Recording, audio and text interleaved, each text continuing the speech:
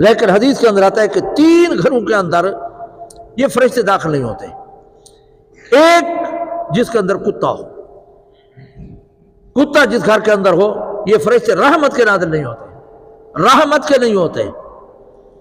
ہاں باقی فرشتے ہوتے ہیں، 24 فرشتے انسان کی حفاظت کے لیے ہیں، 12 دن کو اور 12 رات کو، لیکن وہ تو ہر وقت ہوتے ہیں. لیکن رحمت کے فرشتے جو ہے نا وہ داخل نہیں ہوتے. وہ ایک منکر ملائکہ تھا نا، فرشتوں کا منکر، بہت بڑا آدمی، میں نام نہیں لیتا اس کا، عذاب قبر کا، فرشتوں کا، جنات کا وہ منکر تھا، اور اس نے کتا پالا ہوا تھا اور مسلمانوں کا مذاق اڑاتا تھا کہ ہاں تم کہتے ہو کہ فرشتے جہاں کتا نہیں آتے، میں نے کتا رکھا ہوا ہے اس لیے میرے پاس جو ہے نا موت کا فرشتہ نہیں آئے گا، میرے پاس فرشتے نہیں آئیں گے. تم کہتے ہو فرشتے ہیں، فرشتے ہیں، میں نے کتا اس لیے رکھا ہوا ہے تاکہ فرشتے نہ آئیں اور اسرائیل بھی نہیں آ سکے گا. آگے بھی عالم نے کہا، اس نے کہا کہ ہاں اسرائیل تو نہیں آئے گا لیکن وہ فرشتہ اللہ تعالیٰ بھیج دے گے جو کتوں کی روح قبض کرنے کے لیے جو ہے نا بھیجا کرتے ہیں. تیری روح جو ہے نا وہی قبض کرے گا. سمجھ آئیے نہیں آئی؟ تو فرشتے ہر وقت انسان کی ڈیوٹی، خاص کر دائیں بائیں کرامن کاتبین، یہ ہر وقت ہوتے ہیں. اور یہ امیر ہے، یہ مامور ہے، اور یہ نیکی لکھتا ہے، یہ بدی لکھتا ہے. یہ تو ہر وقت انسان کے پاس ہوتے ہیں. لیکن رحمت کے فرشتے جو شب قدر میں داخل ہوتے ہیں، وہ جس گھر کے اندر کتا ہو وہاں پر داخل نہیں ہوتے. اگرچہ کتا پالنا جائز ہے لیکن مال جان کی حفاظت کی ضرورت ہو تو وہاں پر رکھ سکتے ہیں. کھیتی باڑی کی حفاظت ہو تب بھی رکھ سکتے ہیں. شوقیہ کتے پالنے کی اجازت نہیں، شوقیہ کتے پالنے کی اجازت نہیں ہے، ضرورت کی طاعت ہے. تو یہاں پر ایک وہ گھر ہے جس کے اندر کتا ہو، دوسرا وہ گھر جس کے اندر جنبی آدمی ہو، بے غسلہ. آج غسل کا تقاضا ہو جاتا ہے، ہم سستی کرتے ہیں، پڑے رہتے ہیں، حالانکہ انسان ناپاک ہو چکا ہے. اس کو جو ہے کیا کرنا چاہیے؟ جلدی پاکی حاصل کرنی چاہیے. حضور اکرم صلی اللہ علیہ وسلم کو اللہ تعالیٰ نے 100 جنتیوں کی طاقت سے بھی زیادہ طاقت کی تھی، اور بیک وقت وہ کئی بیویوں کے پاس جاتے تھے، لیکن ایک بیوی سے فارغ ہو کر غسل کرتے پھر دوسری بیوی کے پاس جاتے. آج بھی یہی حکم ہے، اگر ایک مرتبہ کے بعد دوسری مرتبہ تقاضا ہو بیوی کے پاس جانے کا تو غسل کرے، اگر غسل نہیں تو وضو کرے، اگر وضو نہیں تو استنجا کر کے ضرور جائے. آج بھی یہی حکم ہے کہ گندگی دور ہو جائے، اور اس میں جلدی کرنی چاہیے. آج ہم کرتے نہیں ہیں، کریں تو پھر جو نا پورا نہیں کرتے. مسئلہ یاد رکھیں، غسل بھی کرنا چاہیے اور اس کا طریقہ بھی یاد ہونا چاہیے. اس غسل کے اندر 5 سنتیں ہیں اور 3 فرض ہیں، یاد کرنے چاہیے. جب بھی غسل کرے سنت کے مطابق کرے تاکہ ثواب ملے. سب سے پہلے ہاتھ دھوئے. یہ ہاتھ جاتے ہی کسی بالٹی میں یا ٹب میں نہ ڈال دیں، ان کو پہلے دھوئیں. حدیث کے اندر آتا ہے ان کو دھویا کرو. تمہیں نہیں معلوم کہ رات اس نے کہاں گزاری ہے، پاک ہے یا نہ پاک ہے، کبھی آگے پیچھے لگ جاتا ہے. تو فرمایا پہلے ہاتھ دھو، وضو کرنا ہو یا غسل کرنا ہو تو غسل میں پہلے نمبر پر ہاتھ دھونا، دوسرے نمبر پر استنجا کرنا، تیسرے نمبر پر اگر یہاں کوئی نیچے گندگی لگی ہوئی ہے احترام کی وجہ سے اس کو دھوئے، چوتھے نمبر پر وضو کرے جیسے نماز کے لیے وضو کیا جاتا ہے، اور 5ویں مرتبہ 3 مرتبہ وجود پہ پانی بہائے. یہ 5 سنتے ہیں، 5 سنتے ہیں اور 3 فرض ہیں کہ کلی کرے اور غرغارے کرے اور ناک میں پانی چڑھائے. اگر روزہ نہ ہو تو غرغارے کرے، اگر روزہ ہو تو صرف کلی کرے، اور پھر مغرب کے بعد کوئی غرغارے کرنے کی ضرورت نہیں ہے. بس وضو غسل ہو گیا، یہ فریضہ ادا ہو گیا ہے. تو اگر روزہ نہ ہو تو پھر منہ میں پانی ڈال کر غرغارے کرے، ناک میں پانی چڑھائے اس ہڈی تک، اور 1 مرتبہ اپنے وجود پہ پانی بہائے کہ ایک بال بھی خشک نہ رہ جائے.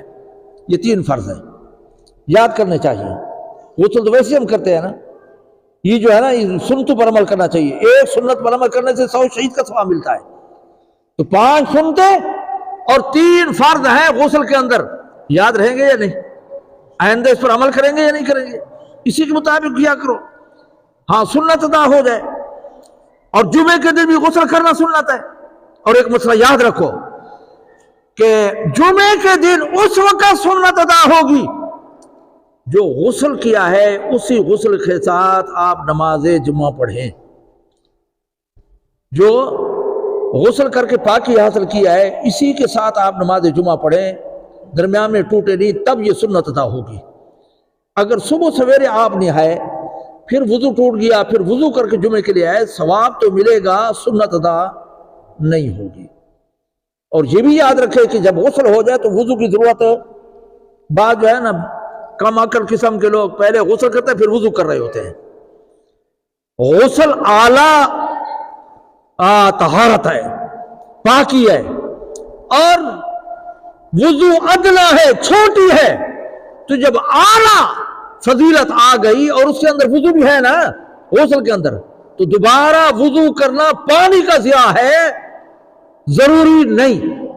جب غسل ہو گیا تو اس کے بعد جو ہے نا وضو کی ضرورت نہیں ہے. تو اس لیے اس میں جلدی کرنا چاہیے. اور خاص کر عورتوں کو غسل کے اندر اہتمام کرنا چاہیے کہ کوئی جگہ خشک نہ رہ جائے. یہ ناک کا سوراخ ہے، کان کے سوراخ ہے، ان کے اندر پانی گزارنا ضروری ہے، پانی گزارنا ضروری ہے. اور اگر جنبی ہو اگر فوت ہو جائے تو علماء نے لکھا ہے کہ ناک میں بھی پانی چڑھاؤ، منہ میں بھی پانی ڈالو، تب تو غسل ہوگا ورنہ نہیں ہوگا. خدا نہ خواستہ کوئی زنا میں مارا گیا تو اس کے لیے یہی ہے کہ غسل کے دیتے وقت اس کے منہ میں بھی پانی ڈالو اور اس کے ناک میں بھی پانی ڈالو.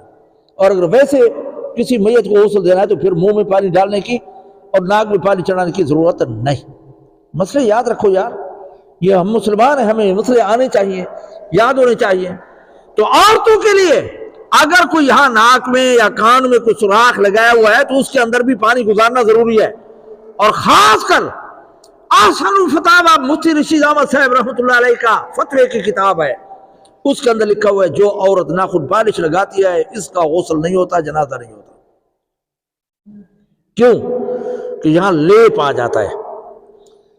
اور یہی لکھا ہے علماء نے، اس میں مٹی چڑھی ہوئی تھی یا عورت کے ناخن پر آٹا چڑھا ہوا تھا یا ناخن پالش لگی ہوئی تھی، غسل نہیں ہوگا، وضو نہیں ہوگا. اس کا خیال کرنا چاہیے. ناف کے اندر جو ہے نا کچھ بال خشک رہ جاتے ہیں، غسل البراجم، ہاتھ پاؤں کے یہ جو ہے نا درمیانے حصے، ان کا خیال کرنا چاہیے. یہ غسل کے اندر اگر ایک بال بھی خشک رہ گیا تو غسل نہیں ہوگا، لہٰذا اس کے اندر احتیاط کرنی چاہیے. اور احسن الفتاوی کے اندر لکھا ہے کہ جو عورت ناخن پالش لگی ہوئی تھی اس کا جنازہ نہیں ہوا. کیوں نہیں ہوا؟ جنازے کے لیے غسل کا ہونا ضروری ہے. جب اس کو غسل دیا گیا تو ناخن پالش تھا، غسل صحیح نہیں ہوا. جب غسل نہیں ہو تو جنازہ نہیں ہوگا. ان چیزوں کا گھر کے اندر خیال کرنا چاہیے، گھر نظر رکھنی چاہیے. گھر والوں کے لباس پر جو ہے نا کیا نظر چلنی چاہیے، یہ ہماری ذمہ داری ہے. شریعت کے اندر ہمیں ان کے مسائل سے آگاہ کرنا چاہیے. اپنی بیوی کے بڑے حقوق ہیں، لیکن سب سے بڑا حق یہ ہے کہ اس کو دین کی تعلیم دی جائے، دین سے آگاہ کیا جائے شریعت کے مطابق. یہ نہ ہو طریقہ جو ہمارا ہے کہ بالغ بچے ہیں، قاری پڑھا رہے ہیں. میں نے صاحب پڑھا ہے کہ لا تدخل علی امرأۃ فإن قال انی اعلمها بالقرآن او کما قال نبی صلی اللہ علیہ وسلم، کہ کوئی مرد کسی عورت پر داخل نہیں ہو سکتا غیر محرم پر، اگرچہ یہ کہے کہ میں اسے قرآن پڑھاتا ہوں. اگر قرآن پڑھانا ہے پردے میں پڑھائے، پردہ ضروری ہے. نوجوان بالغ بچوں کا غیر محرم کے سامنے بیٹھنا قرآن پڑھنا جائز نہیں. بات سمجھو یا نہیں سمجھے؟ ہاں، تو دین سکھانا چاہیے عورتوں کو. تو جس عورت کا ناخن پالش ہوں گے اس کا غسل نہیں ہوگا، نہ وضو ہوگا، نہ نماز ہوگی. تو جنبی ہے، جب جنبی ہے تو پھر رحمت کے فرشتے نہیں آئیں گے. تو یہ رحمت کے فرشتے اور حضرت جبرائیل یہ ہر گھر کے اندر آتے ہیں اور ہر اس انسان کے لیے دعا کرتے ہیں جو اللہ کی عبادت میں لگا ہوا ہو، اللہ کے ذکر میں تلاوت میں لگا ہوا ہو، لیکن 3 گھروں میں داخل نہیں ہوتے. ایک وہ گھر جس کے اندر کتا ہو، دوسرا وہ جس کے اندر کوئی جنبی بے غسل آدمی ہو، اور تیسرا وہ آدمی جس گھر کے اندر فوٹو لگے ہو. آج بڑے قداور ہم جو ہے نا ذی روح چیز کا فوٹو لگانا ناجائز اور حرام ہے. گھر کے اندر ہم اپنے دوستوں کو جو ہے نا لگا دیتے ہیں غیر محرم کے, ہماری جو ہے نا عورتیں دیکھتی ہیں, ناجائز طریقہ ہے, غلط طریقہ ہے, ایسا نہیں کرنا چاہیے. تو ان 3 گھروں کے اندر رحمت کے فرشتے داخل نہیں ہوتے. یہ ہمارے استاد تھے مفتی عبدالقادر صاحب رحمۃ اللہ علیہ کبیر والے کے, یہاں ڈی خان میں آیا کرتے تھے. نئی ویلے میں ہمارا پروگرام تھا تو وہاں بیٹھک میں ہماری جگہ بنائی گئی, تو وہ جب داخل ہوئے تو ایسے بیٹھنے لگے تو دیواروں پر جو ہے نا اخباری اداکاروں کے بڑے بڑے فوٹو لگے ہوئے تھے, اخباری وہ انہوں نے دیواروں پر لگائے ہوئے تھے. تو جو ہی دیکھا نا تو فرمایا کہ مولانا صاحب دعا کرو موت نہ آ جائے, اگر موت آ گئی تو رحمت کے فرشتوں سے محروم ہو جائیں گے. پھر فوراً اٹھے اور باہر جا کر بیٹھے, اس کمرے میں نہیں بیٹھے جہاں پر وہ اخباری اداکاروں کے فوٹو لگے ہوئے تھے. اس لیے جس گھر کے اندر جو ہے نا خاص کر سامنے ہو تو نماز نہیں ہوتی, فوٹو تصویریں نہیں لٹکانی چاہیے. تو ان 3 گھروں کے اندر جو ہے نا رحمت کے فرشتے داخل نہیں ہوتے.